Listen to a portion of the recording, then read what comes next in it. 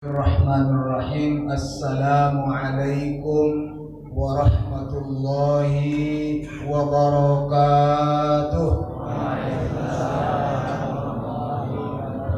Alhamdulillah wassalatu wassalamu ala rasulillah. La hawla wa la quwwata illa billah. Amma ba'du. Bapak Ibu jamaah tarawih rahimakumullah, alhamdulillah malam ini adalah malam yang ke-9. Tidak terasa Bapak Ibu, ternyata malam ini malam yang ke-9. Terasa tidak Bu? Terasa? Ada yang bilang teraso, ada yang tidak teraso. Yang teraso lapar hausnya, biasanya lebih banyak pahalanya.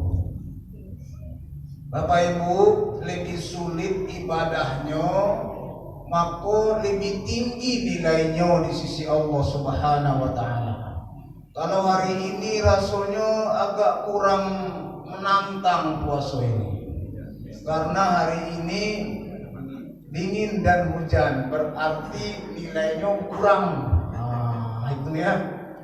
Bapak Ibu yang dirahmati Allah Subhanahu wa Ta'ala, malam hari ini akan saya bawakan satu hadis yang populer, sering dibacakan dalam hadis, idza jaa Ramadan futihat abawabul jannah.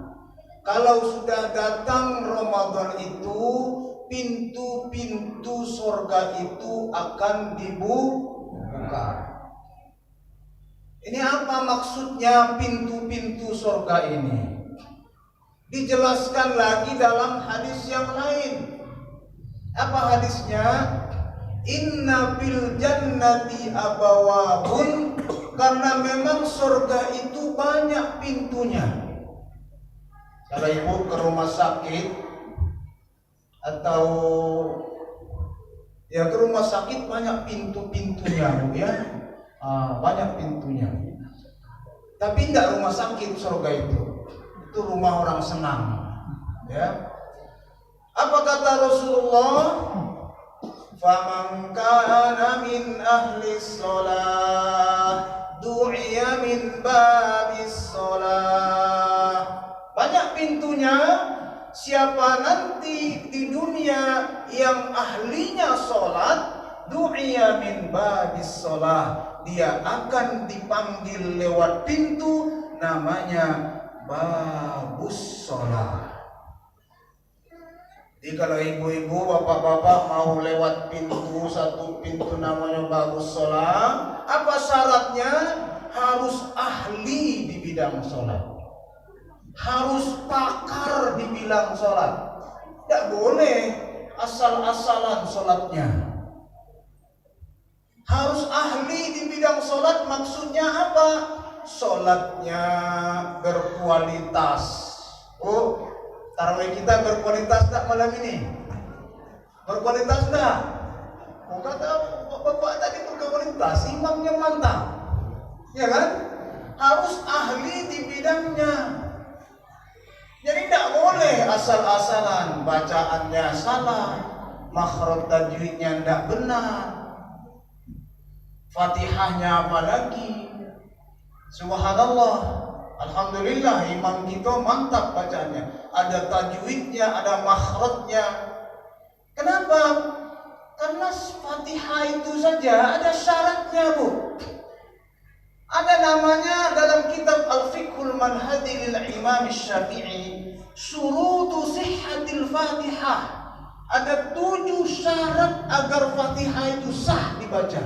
Kalau tidak cukup syaratnya, tidak sah dibaca Fatihah. Ada syaratnya Pak. Misalnya ayyasma'al qari nafsahu. Kalau baca Fatihah, yasma'al qari nafsahu, yang baca harus dengar telinga dewek bacaannya. Tidak boleh bacaannya dalam hati. harus ada nafasnya, harus ada makhrajnya, harus ada suaranya. Bismillahirrahmanirrahim. Alhamdulillah. Tapi tidak boleh pula kedengaran telinga kawan. Nanti akan mengganggu konsentrasi orang sebelah. Nah, itu Pak. Apalagi misalnya mura'atul huruf, adanya di situ menjaga huruf-huruf Al-Fatihah. Nah, itu makanya imam kita yang mantap-mantap dipilih. Kenapa? Hilang satu hurufnya, tidak sah Fatihahnya. Hilang tidak sah Fatihahnya, berarti tidak sah salatnya. Saya kasih contoh ini yang sering. Allahu Akbar. Bismillahirrahmanirrahim. Alhamdulillahi Rabbil Alamin Ar-Rahmanir Rahim. Tidak boleh. Apa namanya? Muak lagi baca Fatihah. Tidak boleh. Nah, kalau muak macam mana? Ibu ada pernah muak dah sholat? Paling suka kalau sholat itu muak, karena ada setan yang datang.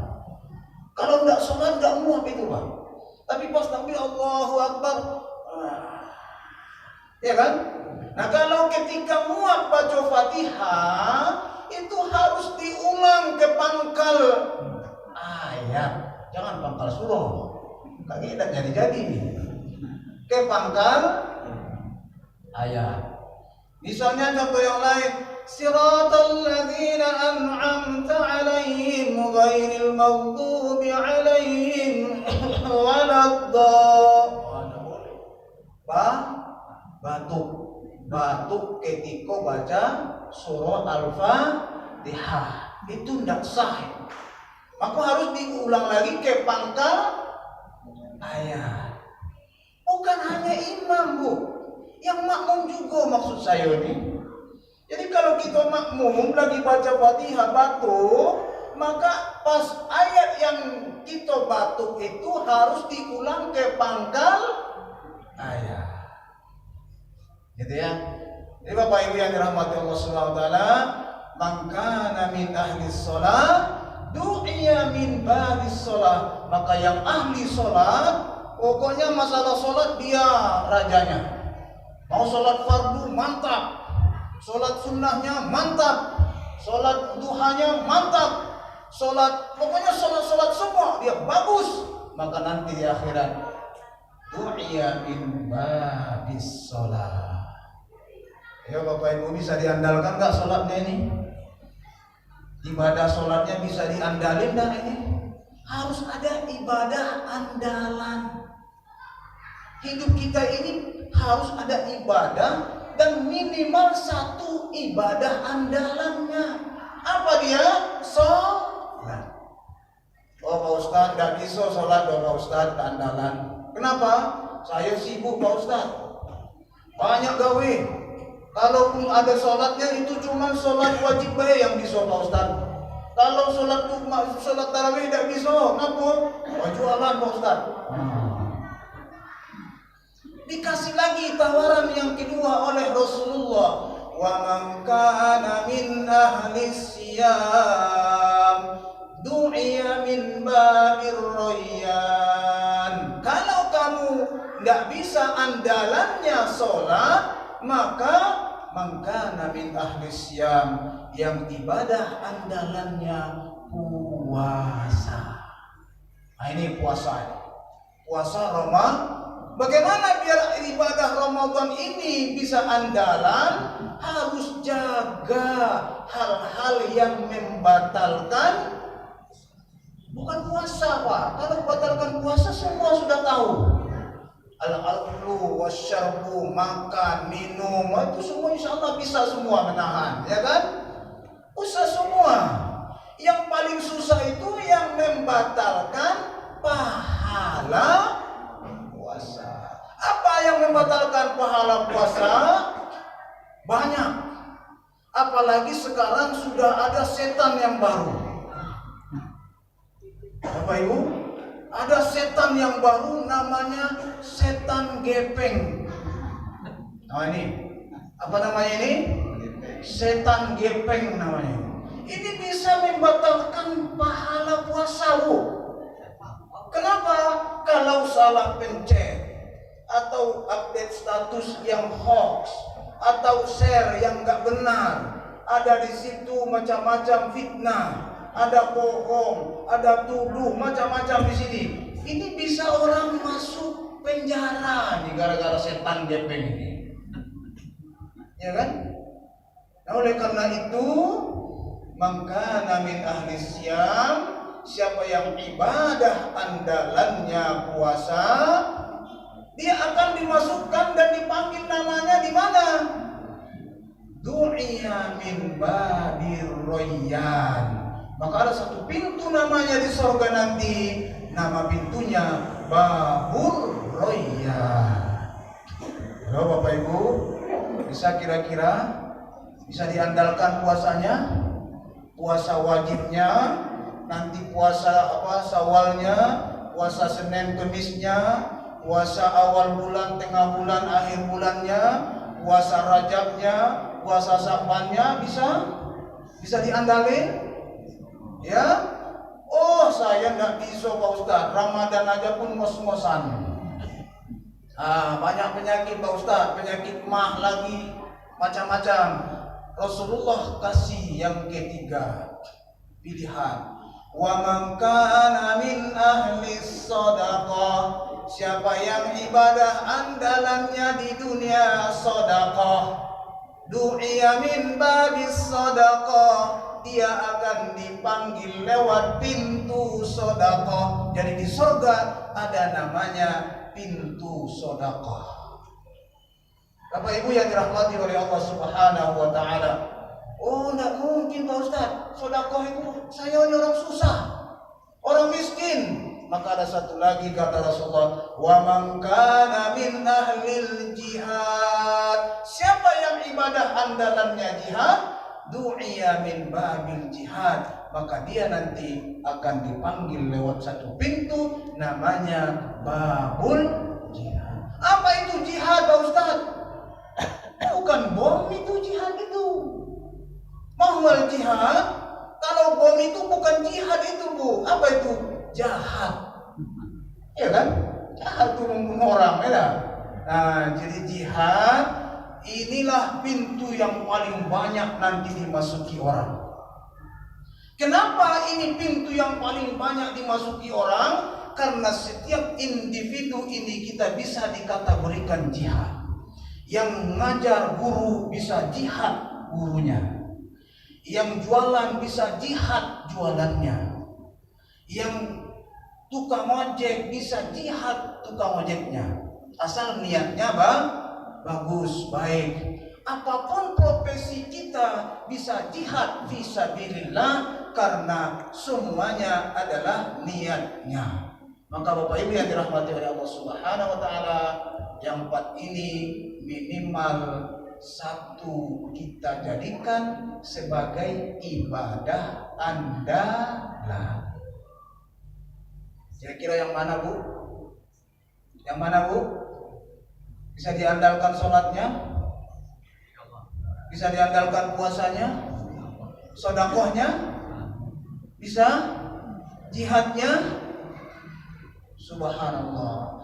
Apakah ada orang yang empat ini dia bisa lakukan dengan sempurna ketika di dunia? Rasulullah ditanya oleh para sahabat. Maka Rasulullah bilang apa?